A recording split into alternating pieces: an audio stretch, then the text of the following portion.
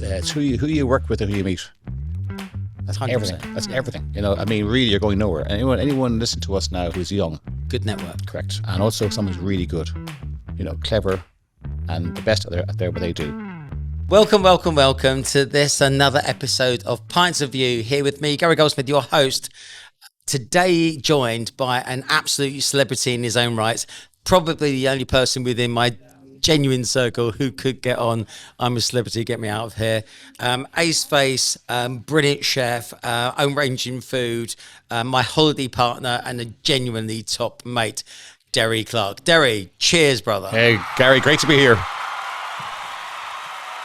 I would say Schlancha. Well, it's pointless beer. It's just calories without any of the upside.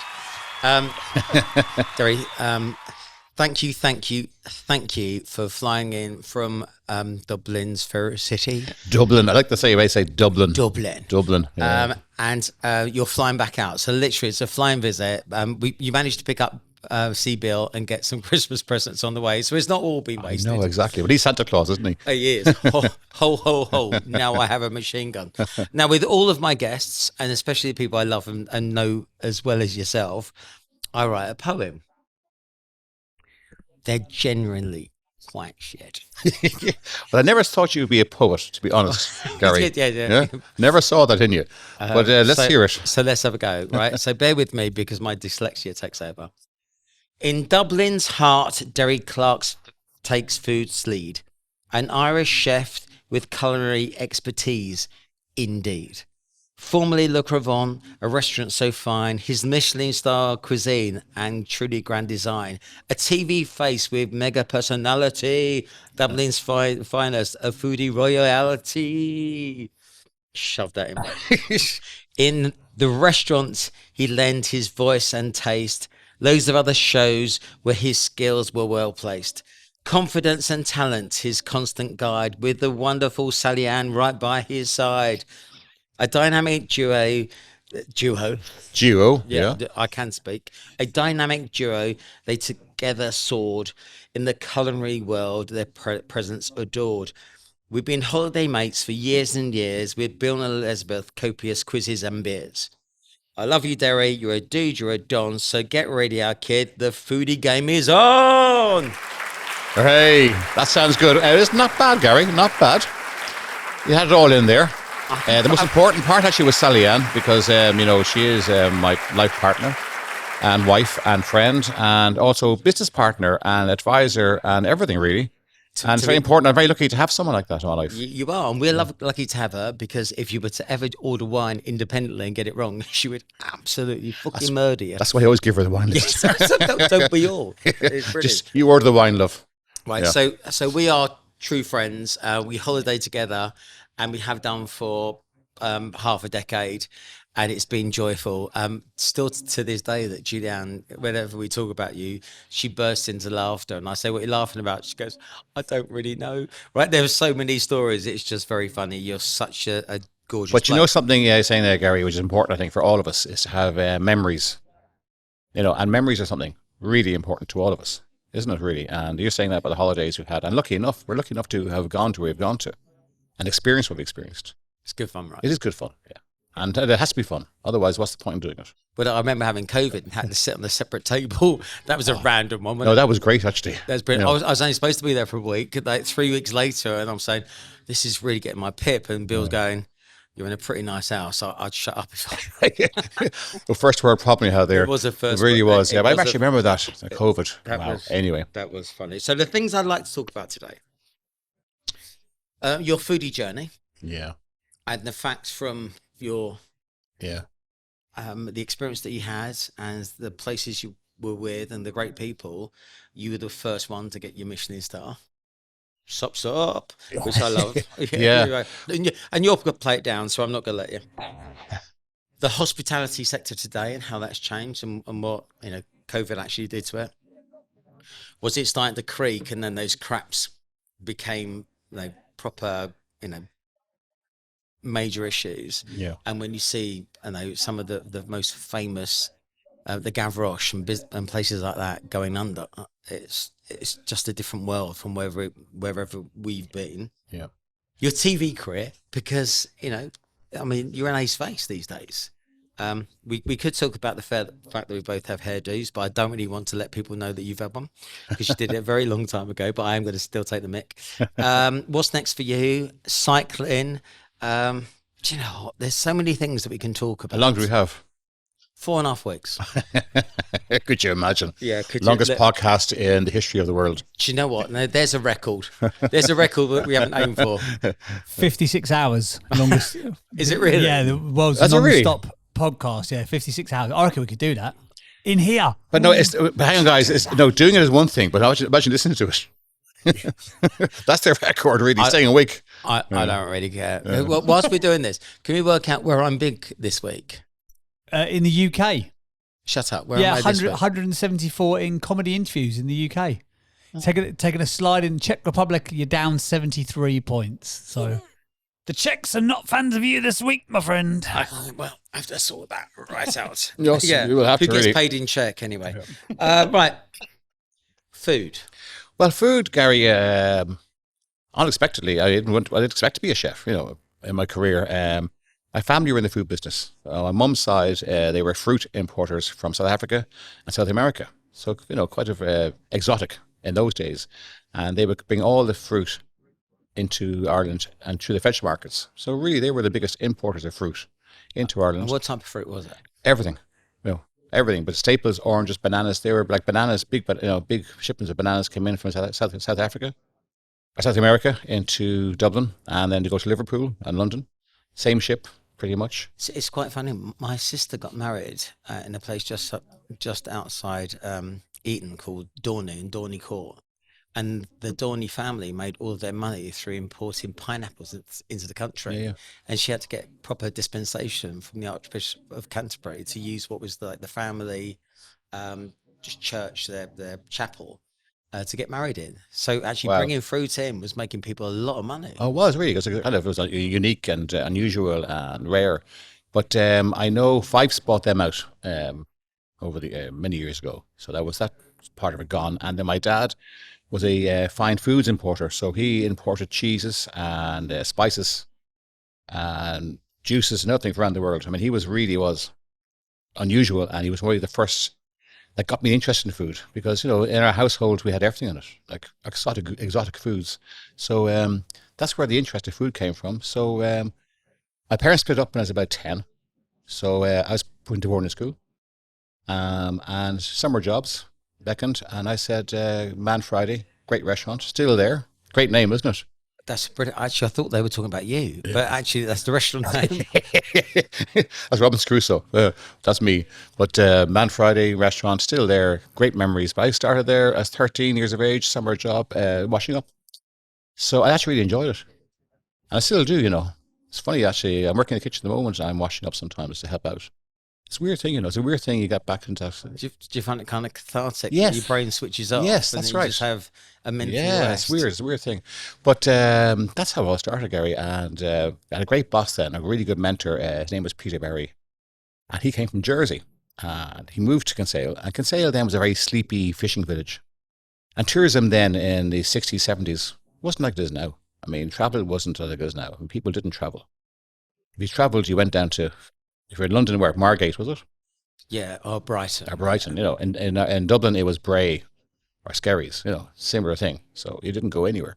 But anyway, Kinsale took off. He was really pretty much in the forefront of tourism, the idea of it. And he opened up 3 places in Kinsale. One was the Man Friday, still there. A pub called the Spaniard, still there. And the Greyhound, a pub, still there. That's 3 businesses he opened. They're still trading, really busy. How random and rare is that? It is. I mean, and 3 of them are like full all the time, which is great. I mean, he was a great. I was lucky to have him as a mentor at the start, and then it went on from there. And he realised that the kitchen was really where I belonged. And I was about 16, 17. I kind of looked upon it. Yeah, this could be a career, and I looked upon it as a career that chefing in those days was a job. People looked upon it as a job, I think. But I looked upon it as a career, that I could make something from this, make a future, make a business out of it. So it's happened really. So gradually, by bit by bit, I kind of built up and went on from there. So how did they train you to learn how to cook? Because I'm guessing back in the day, I remember my mum, she went to evening classes to learn how to do like your coq au vins and stuff. And then we were drinking Blue Nun and we thought we were very sophisticated. Listen, you really go for it now. Blue and Nun, I know. a leaf ridge, Right. black tar. Yeah. Right. So all of that malarkey, right? They were wines. But they were the wines. So anything which was a hock, which was just blended wine, it came over, and it was that whole era of people just being slightly more sophisticated in their food. And I'm guessing that was coming out of London. But if you're doing it as a restaurant business, did you move in the same plane? Was that what you were trying to do, or were you just trying to lean into French, or was it what was? That's a very good point, because in those days, I'm talking about the 70s. 70s wasn't casual dining wasn't like it is now. It's totally changed. I mean, dining was steak formal. And chips generally. Yeah, but that was Bernie Inns. All right, that was a Bernie Inns. Massive, yeah. Yeah, they were massive. But that was like a posh dining was Bernie Inn. I mean, I think people actually had dates in Bernie Inn, went out to Bernie Inn, and that was it. And then you go to fine dining. What, like a Harvester? Yeah, well, Harvester. Harvester. What's a Harvester? It's a pub, is it? It was a chain around sort of the suburbs of London. I used to have an Aunt Sally, and what was the scarecrow called? Oh, I can't remember. It's famous for the salad bar. Do you remember it you was get a a salad bar with the yeah. bacon bits? It was, No, I never went to Harvester. What, Yeah, Thousand Island dressing. Oh, you show off. that's very nice, lovely. Yeah. Well, and then of course, restaurants. I think people like you talk about those wines: Blue Nun, Black Tar, Green Label. To me, they were important wines because they actually got people into wine. Yes, They were the kind of the pathway into what we have now. And we're so far behind mainland Europe. I mean, the British Isles, Ireland, and England were so far behind. Our food was like we weren't. We always had to go to France or Italy to see really real food, real ingredients. That's the reason why we're called the roast boeuf in France, isn't it? It's just, Well, it was. I mean, that's gone now. It can't be the same. but food in London these days is.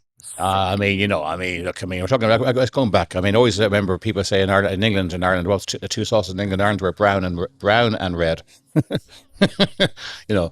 That's how cuisine was looked upon, but changed completely now. Yeah. But they would say, I never knock the simple things we had, because that was the foundation of what we have now.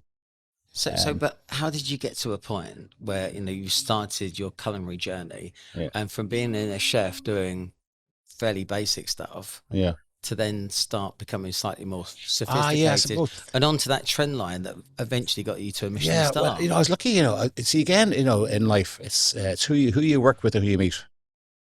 That's 100%, everything. That's everything. I mean, really, you're going nowhere. Anyone listen to us now who's young, work with someone. Good network. Correct. And also someone's really good, clever and the best at what they do. Yeah. And you're in. And be prepared to do an apprenticeship. Yeah. You don't need to be better than them in 10 minutes. Well, actually, I would say apprenticeship, I got to say there's less of it now and there should be more of it, actually. There's too many kids want to go to university, third level. And yes, it's great, but it's not everything. No, it's a party and coming out with a massive debt, and actually just makes you the same as everybody else. It does. And also, it's a pointless exercise. And you probably end up in a job you don't want to be in, a career you don't want to be in. Like, I mean, I know people who do plumbing, electrics, who make a massive career, and some have big businesses from it. They can do it. A chef. Well, Pimlico Plumbing. I mean, for example, I say that. The guy's a zillionaire. Yeah. Are they really? Yeah, well, there you go. So it's not all about that. Anyway, yes. So I was lucky. I worked with a French chef called Xavier Poupel. I always remember his name. He was OCD. OCD. He was very particular at everything. I mean, everything had to be exact. Isn't that every chef on the pass? Not really. No, it's a lot of chefs let things go, and lazy chefs. I call them lazy chefs. But he was very driven, and looking back, he was actually very young. I didn't realize he was only about 2 years older than me. But looking back, he felt older, a lot older than me, and we got on very well. So we spent 4 years with him, and I learned a lot. And he was French, of course, had that kind of base cooking, and French cuisine is the foundation, the building block of all our cuisine, really. Add butter, then more butter. Well, something. Gary, butter is, if anything goes wrong, just throw butter into it. And just throw, is it more butter? I mean, I do a mashed potato. It's half potato and half butter. I'm aware of your mashed potato. Yeah. I mean, don't even ask it in it. Just eat it. It's gorgeous. Silky, smooth, buttery. But that's cuisine. I love the ingredients again, ingredient led. And again, I learned that from my dad. He used to buy the best around the world, cheese especially. He used to buy a lot of cheese actually from England. Biscuits from here, Huntley and Palmer, biscuit company here. So can I tell you a short Huntley and Palmer story? Okay, yeah. Yeah, of course I can. Okay. So the heirs to Huntley and Palmer were a brother and sister, and they had some goats, and they were proper radical hippies who brought the goats around to my sister's house to eat the brambles rather than them get people in to cut them down. So they had the That's clever. Isn't that random? Isn't that just It's a very random story? Yeah. Is that true, though? So I met them, yeah. Is that true? Yeah. Wow, okay. Yeah. Wow. I was actually recently, I was with Richard Corrigan up in his restaurant, Bentley's, and next door I saw a Farish Rami restaurant. My dad used to buy the curry sauces off them. Amazing, really. So, so, I mean, but anyway, Now, ingredients. did you go to France to learn the French I style of didn't cooking? really. I didn't really. Or I did- went. but where would you learn it? It's not like I want to learn how Well, to I went do to college. I went to college. okay. Yeah, I went There to we go. college. Cool. Yeah, I went to college, and but then I did a few Was that stages while in. you were working, sir? Yes, I did day release. So for me, it was you do your 4 or 5 day a week working, and then do a day in college. Yeah. That's how So we did it. It's proper apprenticeship. I think it was best. Was hands on and learning Was and it earning BTEC earning or some money. something like that I mean, back in the day? say again. Was it BTEC? Was that what they called back then? It wasn't. It was called day release. I think. I always thought a day release was like you're in prison. Let you out for a Oh, day. you've met Julianne. So it was called day release, and but don't forget these were different days, and people don't realize how simple they were, or simpler. In some ways they were. And then again, I was lucky again in Dublin. I went to a restaurant called Le Coq, an Irish chef, John Howard, who I'm still very good friends with, and I'm just trying to think what Ardy is. So the cock, I get it, but I'm going hard cock. Cock Ardy. the brazen hen or cock, I think okay, it was right. brazen cock. I think it was. Yeah, I think. You're kind of you're Cheeky man. you're on a different you're on a different thought thing there. Oh, sorry. When I meant the hard cock, no, I didn't mean that. Oh, didn't I I? Oh, actually sorry. meant I did. Okay. Like muscled up. Shit. Orcs. But Le Coq was a great restaurant. It had celebrities there all the time. It was like the top of his game. I like Gavroche. It was like a kind of Dublin's Gavroche, if that makes sense. And learned a lot there as well. So really, And what were you there? So I'm guessing not a sous chef. oh no, it was kind of a chef de party. So I would have Okay, been right. trained, but not. Yeah. So every step I took, I made some mistakes. Obviously, you're always going to make mistakes, and you learn more from the mistakes than from the good stuff. The bad stuff gives you learning. Yeah. But still, the goal was always to open my own place, open a business, and look at the people I worked for had their own businesses. So when you work for people who have their own business, you know it's achievable. You can do it. If they can do it, you can do it. Yeah. So that's what happened, really, and went from there. But it was all very slow. It was nothing instant. Unfortunately, it's not like I see people nowadays. Success seems to come faster for them. I don't know why it is. It's just the world we live in. But in my time, it was much slower. And also, the opening restaurants, opening a business was a lot more red tape. There was a lot more problems in opening a place. Getting money was impossible. I think of it as the WeWork culture these days. Yeah. There's always someone in the family chain who's got a few quid. Yeah. If you can come on with an idea, Yeah. all of your friends are doing it, so you end up popping up as a business in WeWork. Yeah. You're there for 6 months, burn through their cash, don't do anything, don't learn anything, Yeah. fail, and then have to go and get a job. And then you're bitter and twisted for the next 2 years where you've got a job until you realise you've got to get over yourselves and get grafting. And it just basically puts everyone on their asses for a period of time before they learn. Whereas let's ask the question, from you deciding, getting your first job, doing the pots and doing the basics, through to getting that first opportunity to start your own business. Yeah, yeah. How long was that? 15 years, perhaps. Yeah, that's about me. Yes, it really, yeah. Yeah. Yeah. And I was still an entrepreneur at the time. I was running a business within a business, but 15 years well, graphs. see, but 15 years is a long time when you're that age, in your 20s, you know. But it's not really, because actually, when I started a business at 27, at that period of time, Yeah. my chances of failure have been diminished massively, because I think I knew most of the pitfalls and the mistakes and I learned the mistakes on somebody else's dollar. Well, yes, I learned that one myself, but you still make mistakes in the first few years of business, your own business, you know. We made them.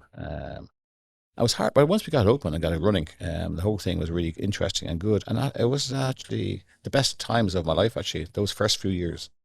It was new, exciting. The Crevant, or was there something before Lake that? Crevant. No, Lake Crevant was the first restaurant we opened, and it was just great fun.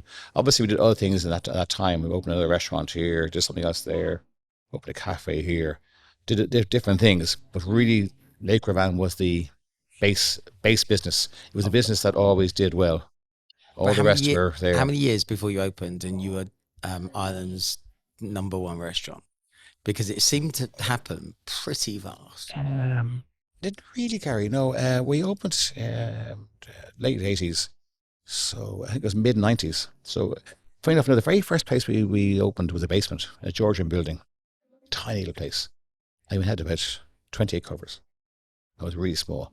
I actually remember there was no air conditioning no air conditioning or anything. I was just in the basement. And on Saturday nights I used to dread because the place would be full and the heat.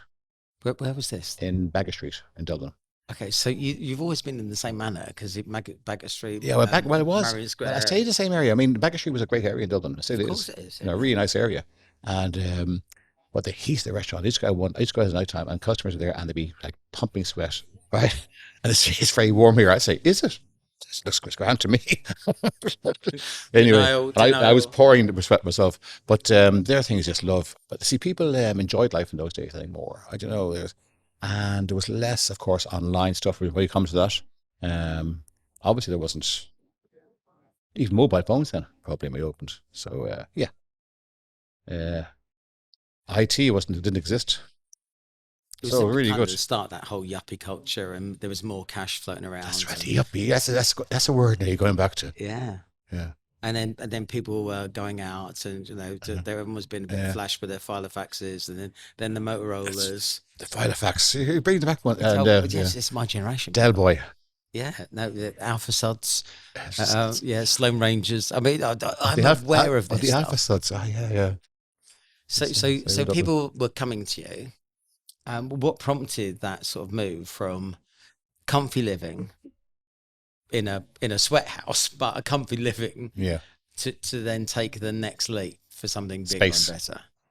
Expansion. But the driver for that was ambition. Ambition. Everything you do is ambition. I think. I think anyone self-employed is ambitious. Yes, at that moment in time, but we were lucky that we didn't just stop at that. I know people who do make one jump, settle. Yeah, and settle. Like we still kept going and on. And yes, sorry, to answer your question was when to become like a #1, no, top restaurant. It's never #1. I never say it's #1. One of the top restaurants would have been mid-90s, and that was really because we had to put a team together, a good team, a good kitchen team, good restaurant team, and we just had a gel going together, a really nice working gel, fun. People had time off. I always made sure we closed 1 day a week. No one worked. It was a really nice ambience to work in, and I always felt that would translate onto the table for the guests. The guests came in; they could feel that when that door opened. They could feel that energy from all of us. So the whole thing. It was a nice vibe. And correct. We were. Well, you were there. I think you've been there. Yeah, then. Do you know what? Yeah. We'd. I mean, the stories I can tell. So I mean, we've been there. I think he'd recently refurbed. I was sat there, and there was the Republican Prime Minister. We were up on that balcony having a tasting menu. I thought the rock oyster came on a bed of rice and had a mouthful of what was rock salt, rock salt, and was violently ill instantly. The food was brilliant. I think a couple of people left us as salespeople. They ended up working with you in chef in the kitchen. That's right. That's right. Yeah, Barry yeah. Patterson's girlfriend was a waitress for you, right? They were kind of tied at the hip. Yeah, yeah. And then Bill always says that the restaurant had a personality, massively because of you and Sally Ann, but massively because of the way you treated people. Yeah. So there was. Should we talk about Bill Clinton? Because I thought that was absolutely genius. Bill Clinton. Yeah, well, a radio station did a skit, phone calls. I rang, Bill Clinton was in Dublin, rang all the restaurants around Dublin. Bill Clinton, could you take 2 people, please? And they all said yes, every one of them, except us. We said, we're full, we're booked out. I said, can't be booked out. It's Bill Clinton. No, we can't take him. So we're full. So we did really well on that one. And I was really happy with that, because that was me who said no. It was one of the team. And I love that, because I always said, people going to a restaurant, celebrities, everyone's a celebrity in a restaurant to me. And the most important celebrity is Mr. and Mrs. Smith, who are coming in on their 40th wedding anniversary that booked 4 months ago. They're the most important people. Because it's really special to them. Like, I mean, Mick Jagger coming in with the Rolling Stones, which he often did. They didn't give a shit whether they had a good meal or a bad meal. Couldn't care less. Just another night. So, yeah. So that's, yeah. But so Bill Clinton. and you said the only one that I think actually got reported back, and I think you got massive PR out of that. Was basically you just said doesn't matter who you are. Yeah. But had it been Obama now, it might have been different. Or Donald Trump. Or Yeah, Donald clear the place. Hang on, Donald Trump would have given the whole restaurant. Because you don't want to be associated with. But I think as a business person, I'm aware of how much recognition you've got, because it's very seldom. We were in La Garrigue in Cannes, and I'm sitting there going, "Is that Bono? There's Bono over there?" And I'm just trying to make eye contact, and people say, "It's Bono, right?" So too, and I think Mike, the captain of the Molly Malone, was saying, "I'm a massive U2 fan. I'm a massive U2 fan." And with that, Bono gets up and starts walking over, goes, "It's coming this way. It's coming this way," and just comes over and just goes, "All right, Derry." It's like, oh, shut up. You know everybody. Yeah. I don't know everybody. I just say to you earlier, I mean, it's not what you know, it's who you know. But as Bill said, he always said, no, you know, they know you. But yeah, I mean, they eat in the restaurant. I mean, they know me through the restaurant. I mean, it's the restaurant they know, really, you know. I'm just part of it. And, you did some really clever things, though, because at the time I thought, well, it sounds really easy. Bill's opened a restaurant, and I reckon if Bill could do one, I'll do one. I'll be honest with you, it didn't go well.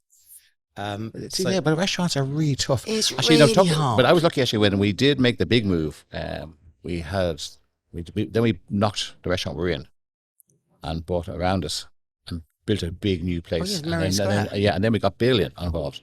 Bill came in as a partner in the restaurant, and that would really make a difference, because then you have a financial backing. It makes a big difference to a business, and also expertise in that sense. So it was really good. But that's the thing. You have to move on. You know. But listen, don't be hard on yourself, because restaurants, if you can make a profit in a restaurant, you make a profit in any business anywhere. There's so many moving parts. Between the food and booze and people, service, it's really difficult, and everyone, so many things can go wrong for one person when they come in from the start to the finish over that 3 or 4 hour period when they're eating with you. From the very start to the very end, there's so much can go wrong. And I mean, I'm telling you, it could be so much. And you're having like a tasting menu, that's say 10 courses, right? And those 10 courses have 20 components each. Okay?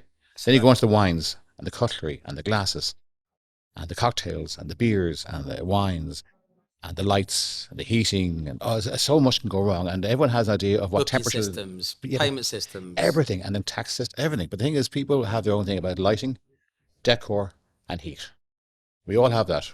Every house is different, but you have to try and make a normal, you know, try and find that, what's the word, average line. Yeah, very difficult. Like, you get one person, it's too hot, and the table next to them, I'm too cold. It's like crazy, really hard to do it. So I used to say, listen, the ones who spend the most go that way.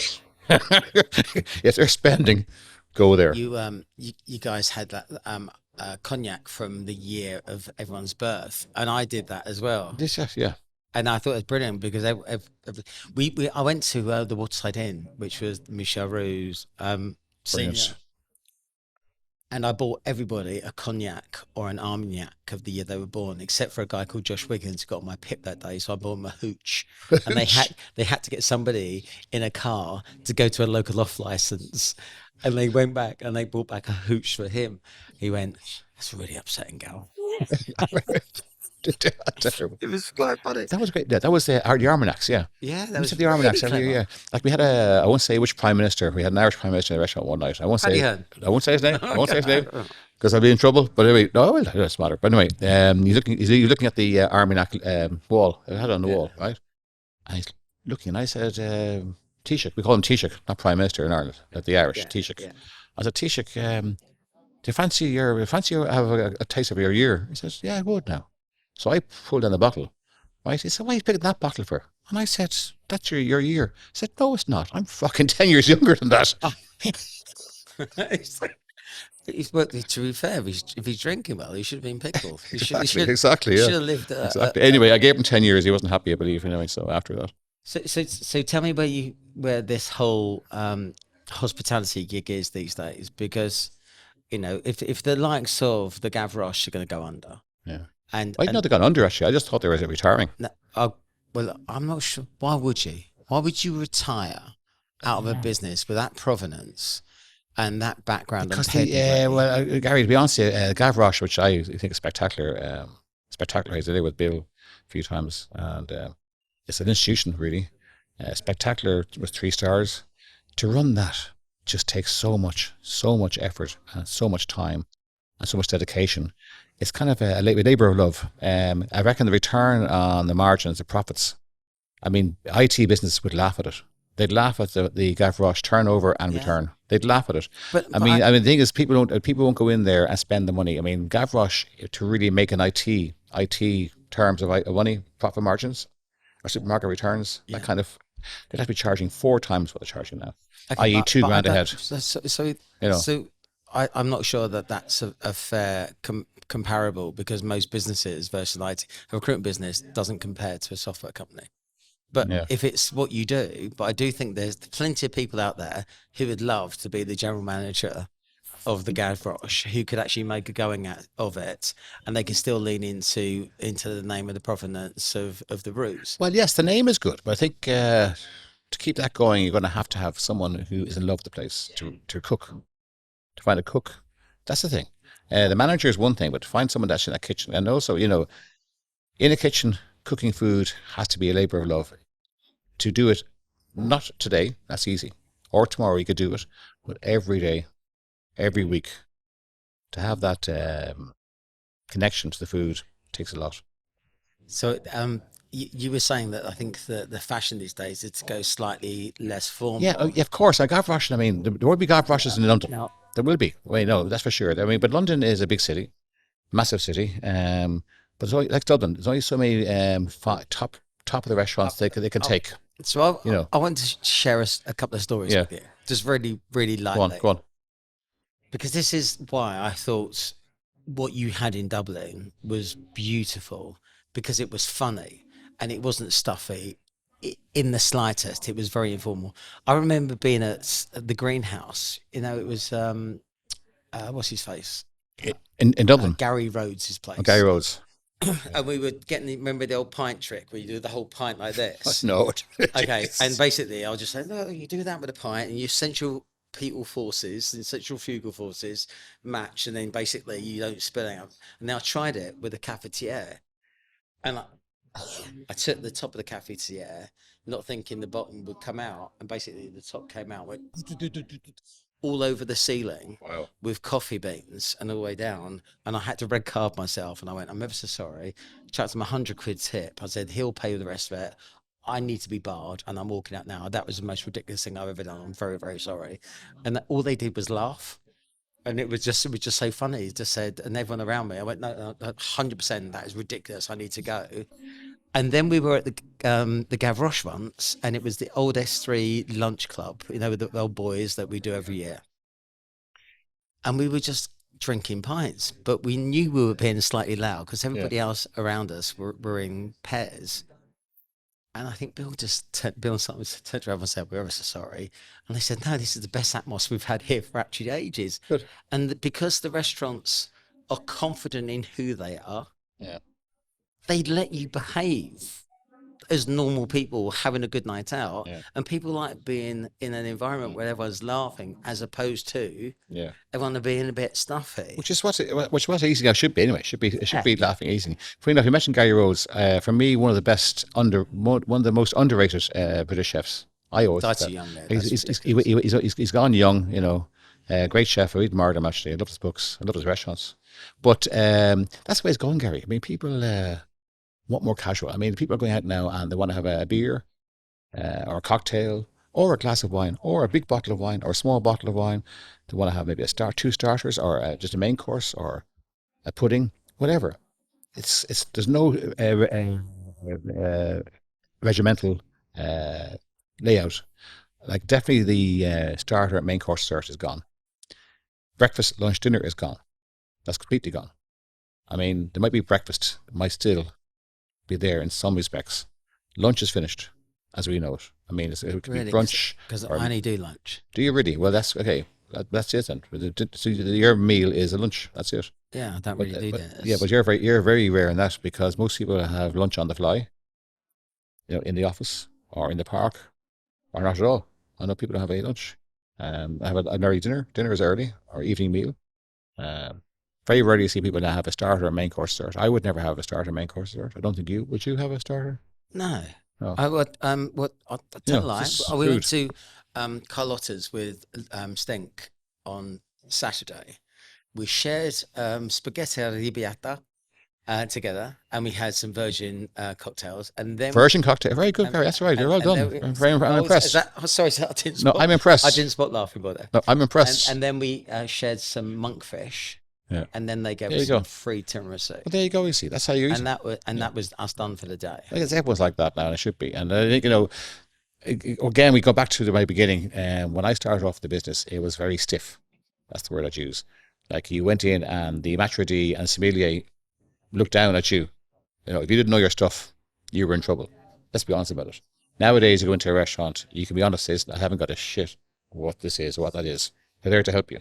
But Bill once upon a time gave me some. Bill's sitting in the corner there, so he's crossed his arm and crossed his leg. So I don't think he's happy with me. But he once upon a time gave me some vouchers that he'd prepaid for Valentine. I don't know if you remember this. Valentine's Claridge's. Yeah. And I've turned up. Well, we went to the theatre with my girlfriend at the time. I've got a velvet suit on, a velvet jacket, but I've not got a tie on. And they said, you have to wear a tie. I went, I look amazing.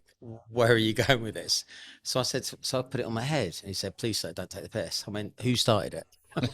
And I ended up wearing the worst tie I could get and just say, this is, why'd you do that? Yeah, why do you need to do that? Yeah, I mean, I agree. There's Claridge. But choose one place. The Ritz can have that. Then Claridge's just change your own dynamic. Yeah. Where it's going. Let's talk about TV. Because TV. How on earth did that come about? I mean, apart from the fact that you're gregarious, funny, like everything, clever, accident. But don't forget, I mean, Ireland is a different ballgame than here. Population is 5-ish million. I think Britain is 70-ish million, I would guess. So that's a big difference, number one. We have two stations, RTE, which is the national broadcaster, and then we have Virgin Media, which is the second TV station. So commercially wise, they're quite small. Budgets are very small. I mean, if you're making a food show, you're making it with a small crew. Do you not have all of the sort of online media channels? You can get everything. Nowadays, we have online media channels. Yes, but streaming service you have like Netflix, etc. Yeah, but it's different now than it was. But just like TV, just fell into it. Did come afternoon TV shows, morning breakfast shows. I used to hate those. Get up in the morning. I was in Virgin Media. They only opened years ago, and it was called TV3 then. And they had no kitchen studio. They had a studio. I used to do morning slots for the cooking, but they had no kitchen. So they used to do it in the canteen, in the TV studio, in the studio, outside the studios, in the office, canteen. So I used to go in and set up at the canteen all my stuff, and then they bring a camera in. Like, what? They bring one camera in from the studio, set it up in front of you. And one morning I went out to the loo, washed my hands, came back in, and all my prep was gone. Before we went, just about 10 seconds before we went on air, nothing left the table. All the staff had eaten, thought it was breakfast. They cleaned everything. Nothing left. Nothing there. So I had to kind of ad lib. So that's a story for TV. Yeah, we've done some great shows. Lords and Ladles was a really good one we did the last few years. Going to stately homes, reinventing or redoing the classic dishes from over the centuries. Some of them served in the country houses. That was really good. The restaurant? The restaurant, another one. Restaurant was really just judging though, really on that. And I'll give you one in a second. I'll come to one. And Potluck was another one we did. Potluck was kind of predecessor to Ready Steady Cook. Britain did that. We had what was called Potluck, similar. And then one I did was Fáilte green Towers. kitchen or the red kitchen was with like Ainsley. I actually can't remember. I think it was. I can't actually remember. I can't remember actually. So long ago. But Ainsley, yeah, he was good. Yeah. Don't see much of him anymore. He's not around anymore, is he? But I think he turned into our Daley Thompson and came into recruitment because they got the same laugh. all right. Yeah. All right. Oh yeah, that's right. They have actually. They have. Yeah, daily. Yeah, that's true. Yeah. And another one there was Fáilte Towers. Like it was like 40 towers. The spin off from it, like the idea. Yeah. And I was a judge with two girls, and the idea was there was 12 celebrities. Took over a hotel for 4 weeks, right? A Reed hotel, took it over, run it, cook, serve, make the beds, a whole lot. Okay, so what could go wrong? What was your role? Judge. So you're Basil. Yeah, but so no, just judging it. But what could go wrong? I mean, it was like it went very well actually, but it was actually got big ratings, got the highest ratings ever. It did really well, but it just just before the crash, the whole thing went south in the mid noughties when we got that mad crash. Oh, we all got it. We all faced it. Yeah. Actually, it wasn't too bad here. It was more worse in Ireland, but yeah, that wasn't really done. But anyway, but TV is not the most important thing. I actually love radio. I like doing radio. Radio, I think, is much more natural. Right. I like it. Podcasting, I'm getting used to. It's kind of more difficult. Podcasting. Now I hear How do you relax? You know? I hear you're doing a podcast with Sally Ann. Yeah, we started one last week just for fun, a pilot. So I'm waiting to see, yes, not bad, or no, it's shit. I'm not sure you should call it Entertainment with the Clarks. It's just like Clark's Capers. But that was just a kind of working title. Okay, right. Yeah. Clark's Capers. Okay, that sounds good. Oh. But yours is not right though. You have pints. It's not even a pint, is it? Exactly. Is that what you're saying? Yeah, it was. It just makes us look like absolute It's monsters. a half pint. It should be half pint, of view. Is there anything I should ask you about your career that you think's important to share with people about, managing your career? So you've actually managed to turn a passion into a business, and then get to the highest echelon. Actually, a lot of people don't know how Michelin stars are awarded. So you get your rosettes, then you get your star, and the first star's for food, the second is for is it for service? No, it's not.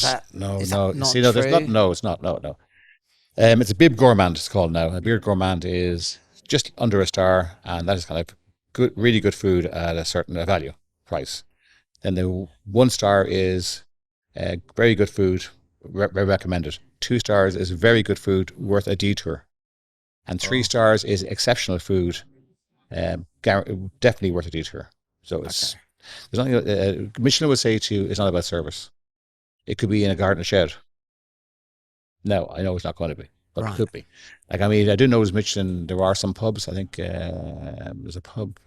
Tom Kerridge got a pub, hasn't he? Got a pub. Yeah, Marlowe. Marlowe is 2 stars. Is that 2 Yeah, stars? Yeah. yeah. So it can. It doesn't have to be. The place is not that important. Is it Rosenhand or something? Yeah, that's Something it. like That's that, it. Yeah. Also a great chef. I mean, look where he's come. I mean, this shows you what he's achieved. Exactly.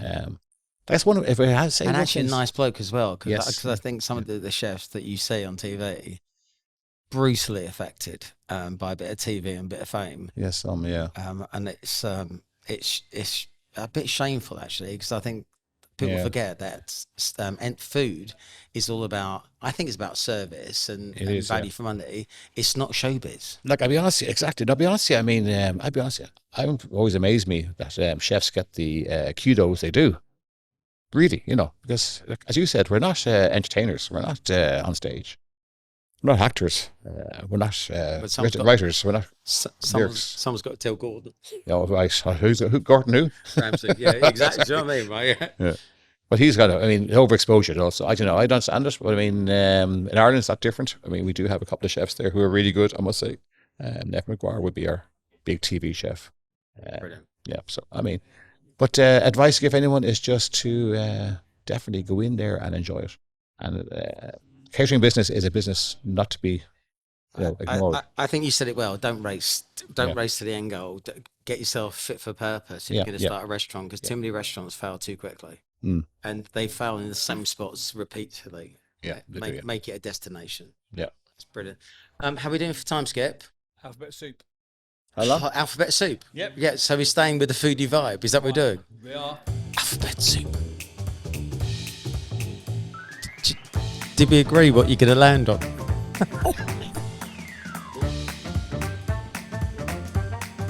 Come in here, Debbie.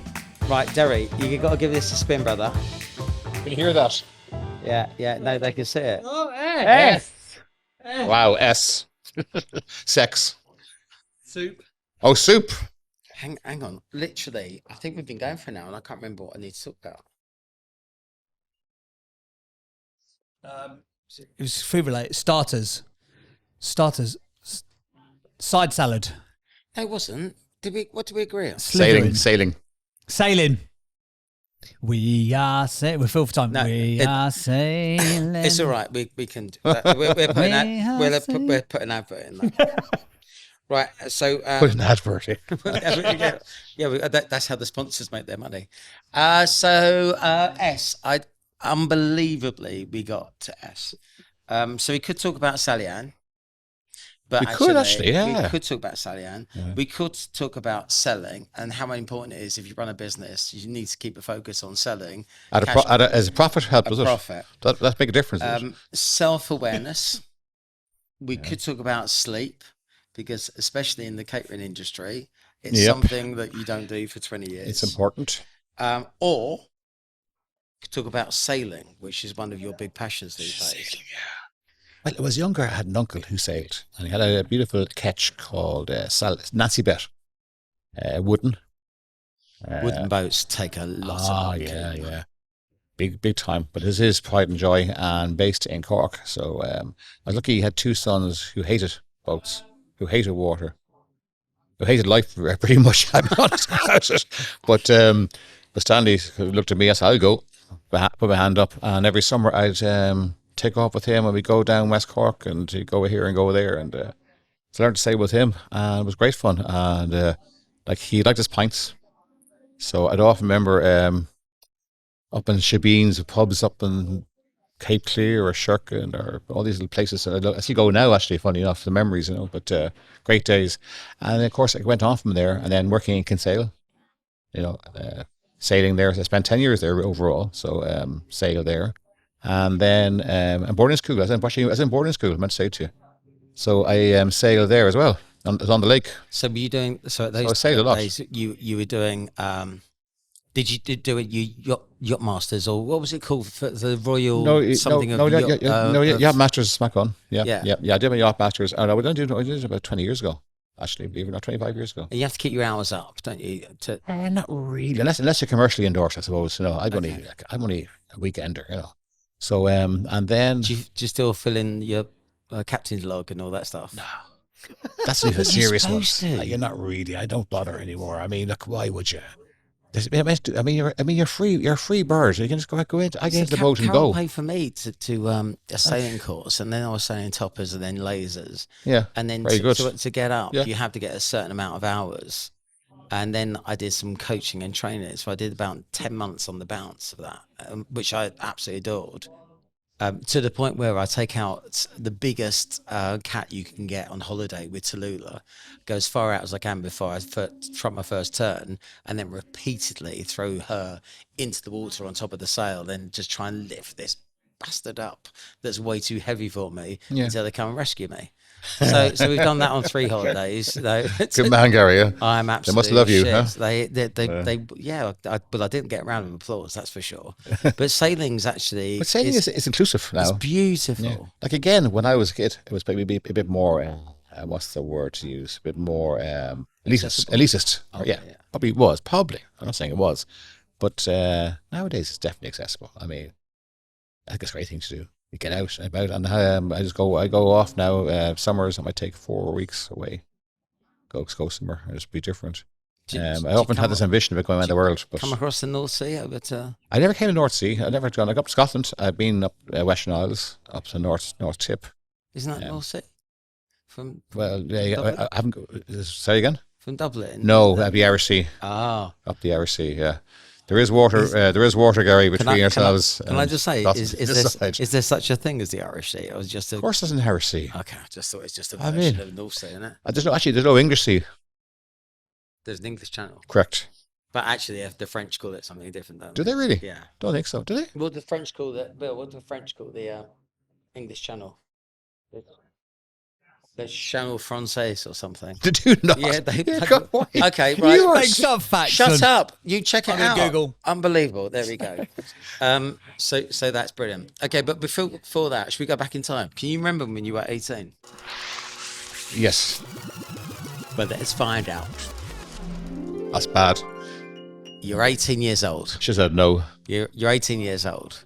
It's Friday night. What would you be doing as an 18-year-old on a Friday night? Very simple. Going to work. Because I worked. Restaurant. It's Saturday night. Yeah, work. It's Sunday night. Okay, now. I got you going there. Dear God. I would have Sunday lunch actually. I would have gone and played a few darts in the local pub. Got something to eat afternoon. Back to the pub. A few beers, and I don't know. After that, really, probably discotheque. We used to call it discotheque. I like clubbing, and that was it. At 18, yeah. And where would you go?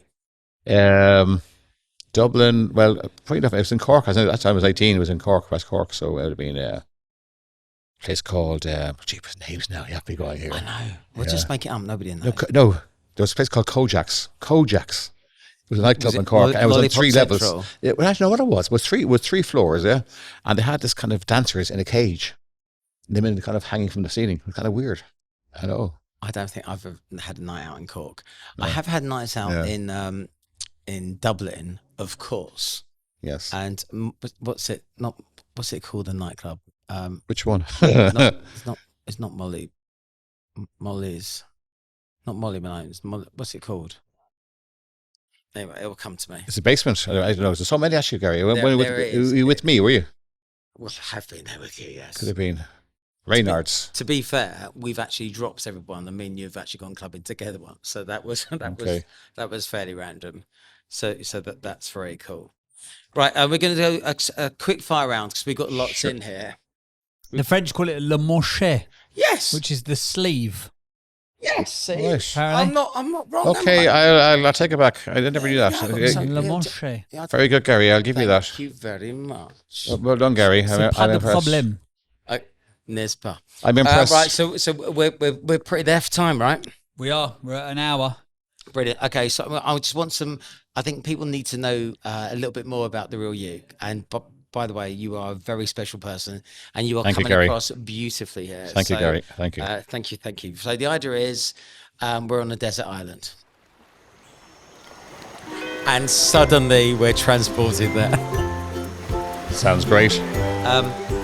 It doesn't really work for being on a desert island. So this is just a speed fire round. First thing that hits your head, I'm going to ask you a question, and you have to come back to me. One wish you could have, Go back in time and to spend one day with my son, Andrew. so we've not mentioned Andrew. No, we haven't actually. No, sorry about that. Do you want to? Yeah, sure, of course. Yeah. I mean, we lost our son.